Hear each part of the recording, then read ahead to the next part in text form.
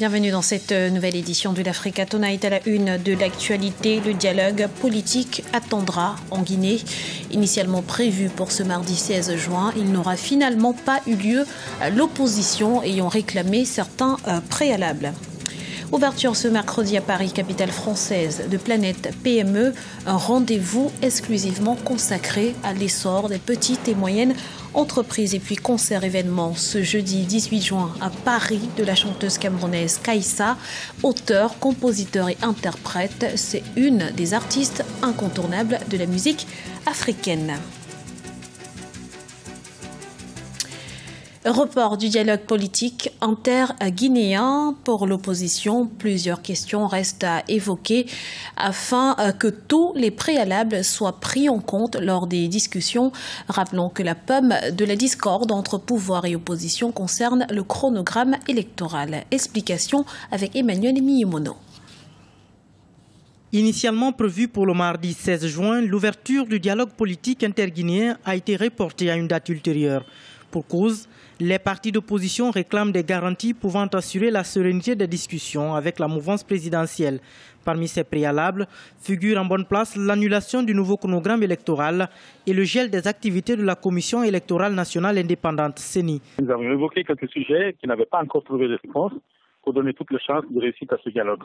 Donc ces préalables n'étant pas tout à fait au point encore, nous avons donc demandé à ce qu'il y ait un report de quelques jours. Nous avons proposé la date du jeudi 18 juin pour ouvrir ce dialogue, en espérant qu'entre-temps, ces différents préalables auraient pu trouver une solution. Nous allons y aller quand même, en espérant que nos arguments vont porter, parce que toutes nos revendications sont adossées à la Constitution et aux lois de la République.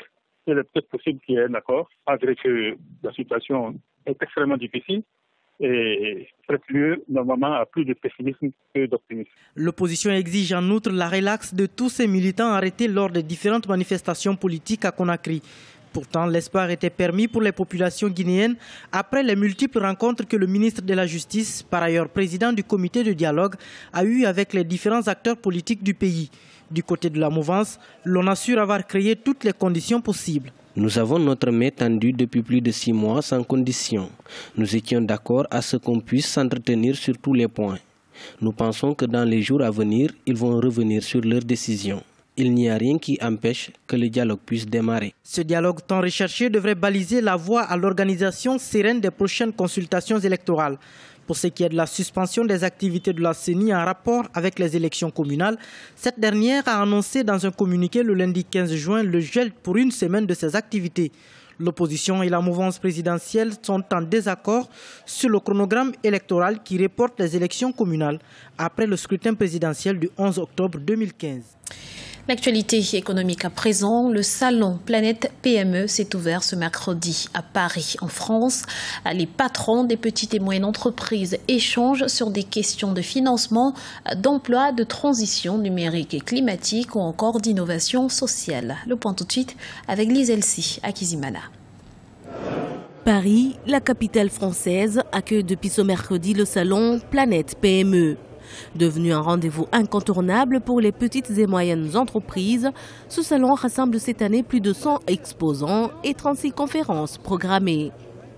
Les entrepreneurs africains se sont également déplacés pour chercher des partenaires, analyser le marché et les stratégies de développement des PME. La participation à ce salon est très importante pour moi parce que ça correspond aux solutions et réponses économiques que l'Afrique a besoin. Rencontrer les petites et moyennes entreprises qui pullulent ici en France et au niveau de l'Europe, voire sur le plan international, nous donne surtout l'idée que l'économie d'un pays c'est basé sur l'existence des petites et moyennes entreprises qui créent les richesses nationales très importantes pour le développement de nos pays. Ce salon est également une opportunité de reconnaissance. Ludovic Kamge, entrepreneur camerounais spécialisé dans le vêtement, a reçu le prix de l'entrepreneur africain 2015. Une fierté pour cet ingénieur du textile qui a créé sa propre entreprise Threaders en 1999. Sincèrement, je ne m'attendais pas. C'est une agréable surprise. Comme toute récompense, on est toujours fier de recevoir une récompense. Et c'est assez flatteur. Et c'est une forme de reconnaissance du travail qui est fait depuis des années. Et voilà, donc c'est une fierté quelque part aussi. Des découvertes, des rencontres, des échanges marqueront ce salon jusqu'à ce jeudi 18 juin. Les patrons des PME veulent se donner aussi l'occasion d'aborder les problématiques liées entre autres à l'emploi, au financement et à la transition numérique. En 2014, cet événement a accueilli plus de 9000 visiteurs. La deuxième édition du Forum international de la finance en Afrique subsaharienne se poursuit à Abidjan, en Côte d'Ivoire. Entre autres sujets de réflexion, l'inclusion financière comme moteur de croissance inclusive. Voyez ce reportage de notre envoyé spécial à Abidjan, El Adinjaï. Les collectivités locales des pays africains sont invitées à une meilleure gestion des flux financiers. Les États centraux n'ont plus les moyens pour financer le développement des collectivités locales, selon les panélistes du Forum international de la finance en Afrique subsaharienne qui se déroule à Abidjan. Aujourd'hui, il est plus que nécessaire de renforcer l'autonomie financière des collectivités locales pour une meilleure prise en charge des territoires. Depuis les indépendances, les États centraux, historiquement, ont toujours financé le développement local. Aujourd'hui, ils se rendent compte qu'ils n'en ont plus les moyens et naturellement, il faut que ça vienne des collectivités territoriales. Il y en a, je pense aux principales capitales africaines, qui ont elles-mêmes déjà les moyens d'investir sur leur zone géographique parce que c'est des microcosmes économiques à nourrir. Les majeurs arrivent à le faire, mais pour cela, pour autant, il faut déjà leur laisser la capacité de le faire de plus en plus et de le faire avec les outils qui sont à leur disposition, à savoir le marché financier, à savoir le marché bancaire. Mais il faut que les États soient aussi dans cette dynamique. L'enjeu est de faire en sorte que le désenclavement économique puisse se faire à travers les collectivités locales. En matière de financement, la problématique, ce ne sont pas, à mon sens, les instruments financiers. Bien sûr, il faut parler des instruments financiers puisqu'elles recherchent des ressources financières pour pouvoir se développer. Mais la question centrale, à mon sens, c'est de savoir comment elles définissent d'abord leur stratégie de développement économique. Et c'est là où il y a un flou. On remarque, par exemple, qu'au sein des collectivités locales et des collectivités territoriales, elles ne font que rarement des analyses et des cartographies des potentiels d'investissement pour pouvoir justement les valoriser et les mettre en valeur et par la suite maintenant rechercher des financements. Ces contraintes font que les bailleurs de fonds se tournent rarement vers les collectivités locales. À cela s'ajoute le risque politique. Mais les spécialistes de la finance africaine du FIFAS 2015 ont proposé des outils d'aide à la mobilisation des ressources visant à établir la qualité de crédit. Cela est le principal gage de crédibilité financière des collectivités locales. Artiste depuis toujours, Myriam Makeba disait qu'elle est sa chanteuse préférée. Elle, c'est Kaïssa, chanteuse camerounaise, qui vit depuis 19 ans aux États-Unis. Elle a collaboré avec les plus grands noms de la scène musicale africaine, tels que Manu Dibango, Koffi Olomide ou encore Césaria Evora.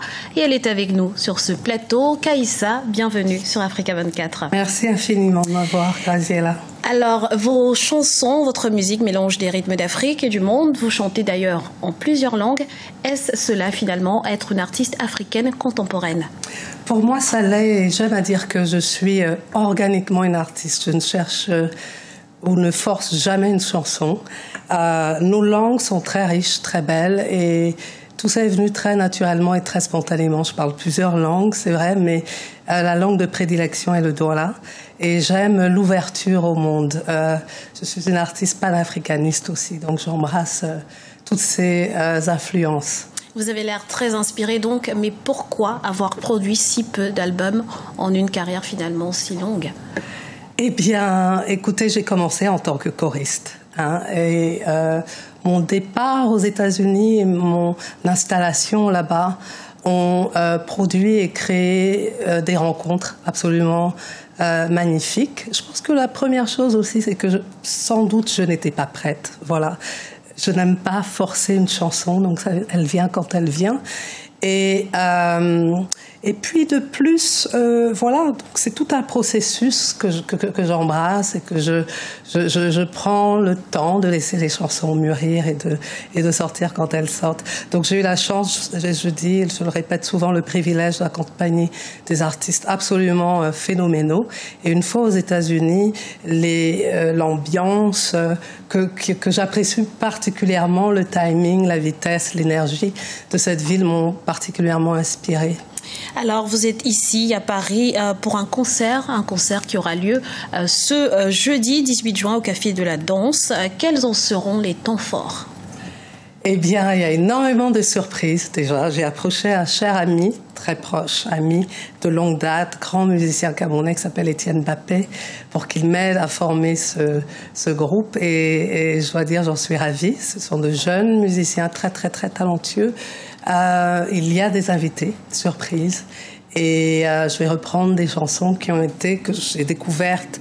J'ai découvert tout ça au travers des réseaux sociaux qui ont été très appréciés ici. Je peux le dire déjà, comme Tonje ou Sikeka, etc. Voilà. Il y avait des moments de surprise. Et après le Café de la Danse, que se passe-t-il? Est-ce qu'il y a d'autres dates de prévues?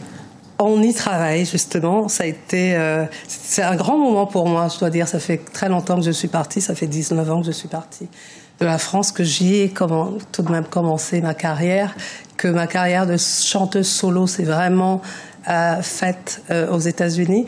Donc il était temps de revenir et de communier avec ce public. Donc il y a un événement le 30 juin aux États-Unis, donc je repars tout de suite après à New York, aux Nations Unies, et j'ai bien l'intention de créer toutes les opportunités pour pouvoir revenir et jouer plus souvent en Europe. Merci Kaïssa d'avoir répondu à nos questions. Je rappelle que vous êtes artiste, chanteuse d'origine camerounaise et que vous serez en concert ce jeudi 18 juin au Café de la Danse à Paris. Merci d'avoir été avec nous. Merci infiniment. C'était le journal de la rédaction. Nous vous remercions pour votre fidélité. Retrouvez dans un instant une nouvelle édition de l'information sur Africa 24.